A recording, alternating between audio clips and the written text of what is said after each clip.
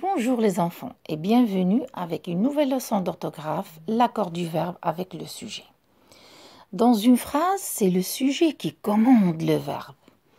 Alors, le verbe s'accorde en nombre avec le sujet.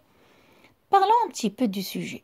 Il peut être un pronom personnel comme je, tu, il, elle, nous, vous, il avec S ou elle avec S, ou bien un groupe nominal qui peut être bien sûr un nom propre ou bien un déterminant plus nom commun, ou bien deux groupes nominaux unis par la conjonction « et ».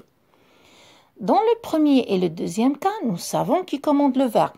Par exemple, ici dans cette phrase, « il joue au basketball ». Alors ici, le pronom personnel « il », c'est lui qui commande le verbe « jouer ».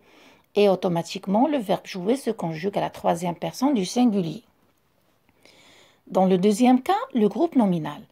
Par exemple, les sapeurs-pompiers éteignent le feu. Alors, on sait bien que les sapeurs-pompiers commandent le verbe éteindre et le poussent à se conjuguer à la troisième personne du pluriel. En revanche, pour le troisième cas, les deux groupes nominaux unis par la conjonction « et », alors nous devons pronominaliser les sujets pour pouvoir conjuguer le verbe convenablement. Parce qu'ici, dans cet exemple, félicitations, Jed et Neda ont leur premier bébé. Alors ici, on a le groupe nominal Jed, nom propre, et le groupe nominal Neda, nom propre aussi, qui sont unis par la conjonction « et ». Alors, pour savoir comment on va conjuguer le verbe avoir ici, alors on doit tout simplement remplacer Jed et Neda par un pronom personnel « il » avec S.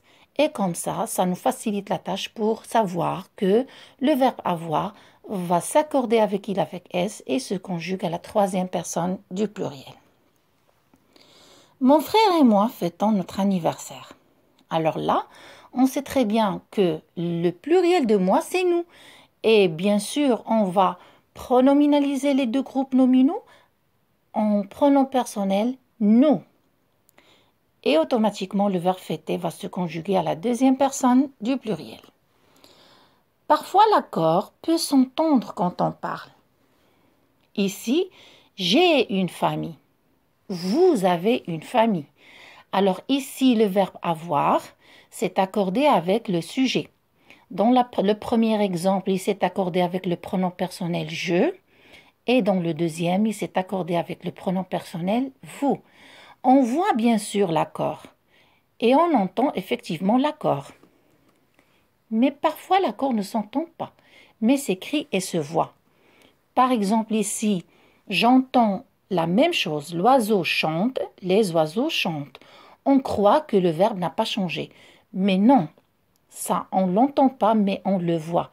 Dans le premier exemple, chante a pris un E de la troisième personne du singulier, mais dans le deuxième exemple, il a pris ENT comme terminaison de la troisième personne du pluriel. Et ce qu'on doit retenir, c'est que le verbe s'accorde toujours en nombre avec son sujet. J'espère que vous avez bien assimilé cette leçon, les enfants, et à la prochaine avec la deuxième partie.